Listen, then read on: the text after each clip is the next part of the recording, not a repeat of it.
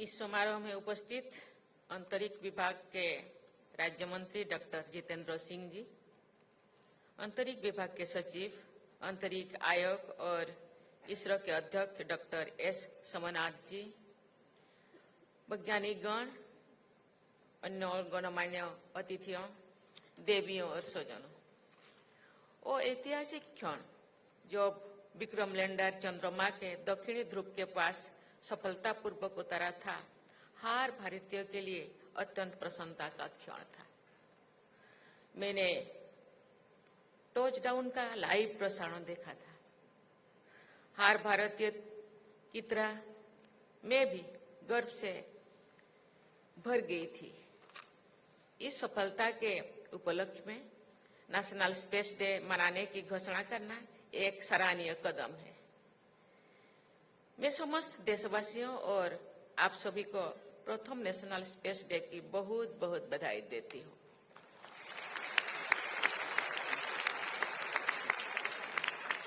अपने प्रारंभिक दिनों के अब तक इसरो की यात्रा शानदार रही है। इसरो ने स्पेस सेक्टर में उल्लेखनीय उपलब्धियां हासिल की है। जैसा कि यहाँ उपस्थित वैज्ञानिक समुदाय के लोग जानते ही है कि 1-2 दिन पहले ही चंद्रयान की प्रज्ञान सेवर से प्राप्त जानकारी से ये धारणा मजबूत हुई है कि आरंभ में चंद्रमा पूरी तरह मैग्मा का महासागर था और धीरे धीरे शीतल होते हुए वर्तमान स्वरूप की तरफ बढ़ा। इसे वैज्ञानिक भाषा में लूनार मैग्मा ओशन हाइपोथेसिस कहते हैं। मुझे ये जानकर प्रसन्नता हुई है कि भविष्य में इसरो द्वारा चंद्रमा के अध्ययन के लिए अन्य मिशन की भी योजनाएं है। मैं संपूर्ण इसरो परिवार तथा विशेषकर चंद्रमा मिशन के से जुड़े सभी लोगों को अपनी शुभकामनाएं देती हूँ।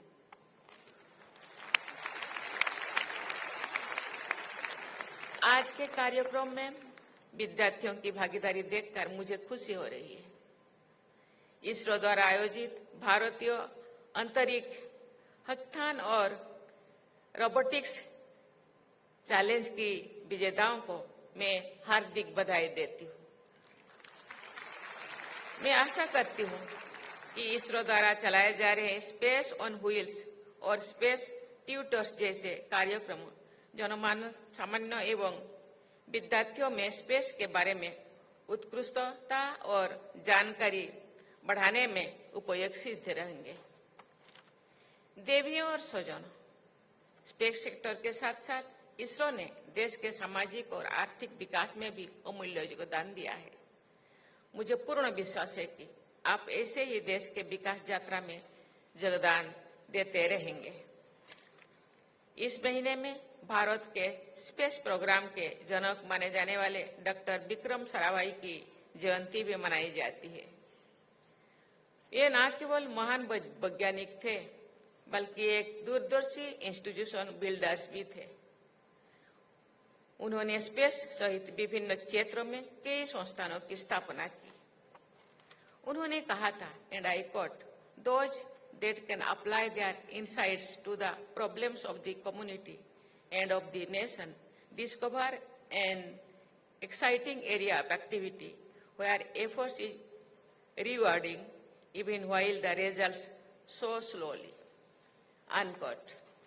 वर्तमान परिप्रेक्ष्य में उनका ये कथन अत्यंत प्रासंगिक है, क्योंकि भारत के स्पेस प्रोग्राम का उद्देश्य अंतरिक्ष के क्षेत्र में आत्मनिर्भरता प्राप्त करते हुए देश का सामाजिक और आर्थिक विकास करना है। आज के इस आयोजन के विषय touching lives while touching the moon, India space saga भी इसी उद्देश्य से जुड़ा हुआ है। देवियों और स्वजनों, स्पेस एक्सप्लोरेशन ने मनुष्य की क्षमताओं को बढ़ाया है, मानव की कल्पना को यथार्थ में बदला है, ब्रह्मांड के रहस्यों से पर्दा उठाया है। स्पेस एक्सप्लोरेशन रोमांचकारी होने के साथ साथ एक चुनौती भरा कार्य भी है। इसमें अनेक समस्याएं आती हैं। इन समस्याओं के समाधान के लिए किए जाने वाले अनुसंधान विज्ञान के विकास को गति देती है और मानव जीवन को बेहतर बनाती है। स्वास्थ्य और चिकित्सा, परिवहन, सुरक्षा, ऊर्जा, पर्यावरण और सूचना प्रौद्योगिकी समेत ऐसे कई क्षेत्र हैं जो स्पेस सेक्टर में हुए विकास से लाभान्वित हुए हैं। उदाहरण के लिए आरंभिक चरण की सैटेलाइट्स को पृथ्वी की कक्षाओं का अध्ययन करने के लिए निर्मित किया गया था। उन सैटेलाइट से प्राप्त ज्ञान के बल पर सैटेलाइट कम्युनिकेशन का विकास हो सका। आज इसके बिना मानव जीवन की कल्पना संभव नहीं है। देवी और स्वजनों, भारत के स्पेस सेक्टर की प्रगति असाधारण है। चाहे वो कम संसाधनों में सफलतापूर्वक पूरा किया गया मंगल मिशन हो या एक बार में 100 से अधिक सैटेलाइट्स का सफल प्रक्षेपण हो, हमने अनेक प्रभावशाली उपलब्धियां हासिल की है। निजी क्षेत्रों के लिए स्पेस सेक्टर के खुलने से स्टार्टअप्स की संख्या में बहुत तेज गति भी वृद्धि हुई है। इससे न केवल अंतरिक्ष अनुसंधान की उन्नति हुई है, बल्कि हमारी युवा शक्ति को अपने प्रतिभा दिखाने और उसे तराशने के नए अवसर भी मिले हैं। कुछ महीने पहले ही भारत की एक कंपनी ने single piece 3D printed semi cryogenic engine संचालित रॉकेट का सफल प्रक्षेपण किए हैं, जो कि इस तरह की पहली उपलब्धि है। अंतर्राष्ट्रीय संबंधों में विश्वास एवं साझेदारी बढ़ाने के लिए भी स्पेस सेक्टर एक अच्छा माध्यम है।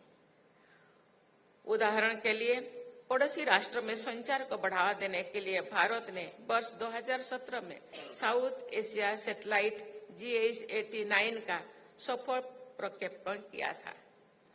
अन्य देशों के साथ जुड़ाव के नई क्षितिज खोलने के लिए भारत सरकार द्वारा किए जा रहे प्रयास अत्यंत सराहनीय है।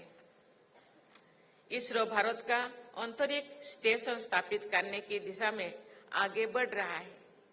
मैं गगनयान मिशन की भी उत्सुकता से प्रतीक्षा कर रही हूँ, जिसमें भारतीय अंतरिक्ष टीम को अंतरिक्ष में ले जाया जाएगा। मुझे विश्वास है कि इन सभी मिशन के फलस्वरूप ऐसे परिणाम सामने आएंगे जिनसे देश सामाजिक, आर्थिक एवं वैज्ञानिक रूप से लाभान्वित होंगे। देवियों और स्वजनों, हमें भावी चुनौतियों के लिए भी तैयार रहना है। स्पेस डेब्री अंतरिक्ष मिशन के लिए समस्या अत्यंत चिंताजनक है। अंतरिक्ष अनुसंधान की गतिविधियां निरंतर चलती रहे, इस उद्देश्य के साथ ISRO system for safe and sustainable operations management facility का संचालन किया जा रहा है। ये एक सराहनीय कदम है। मुझे ये जानकर भी खुशी हो रही है कि भारत वर्ष 2030 तक अपने सभी अंतरिक्ष अभियानों को डेब्री फ्री बनाने के लिए लक्ष्य रखे हैं। हमारे निष्ठावान वैज्ञानिकों ने न्यूनतम संसाधनों का उपयोग करके भारत के स्पेस प्रोग्राम को विश्व के श्रेष्ठतम स्पेस प्रोग्राम में स्थान दिलाया है। इसके लिए वे सराहने के पात्र हैं। मुझे पूर्ण विश्वास है हमारे देश में अंतरिक्ष विज्ञान के क्षेत्रों में निरंतर प्रगति होती रहेगी तथा हम उत्कृष्टता के नए मानक स्थापन करते रहेंगे। मैं भविष्य के सभी स्पेस मिशन के लिए बहुत बहुत शुभकामनाएं देती हूँ। धन्यवाद। जय हिंद, जय भारत।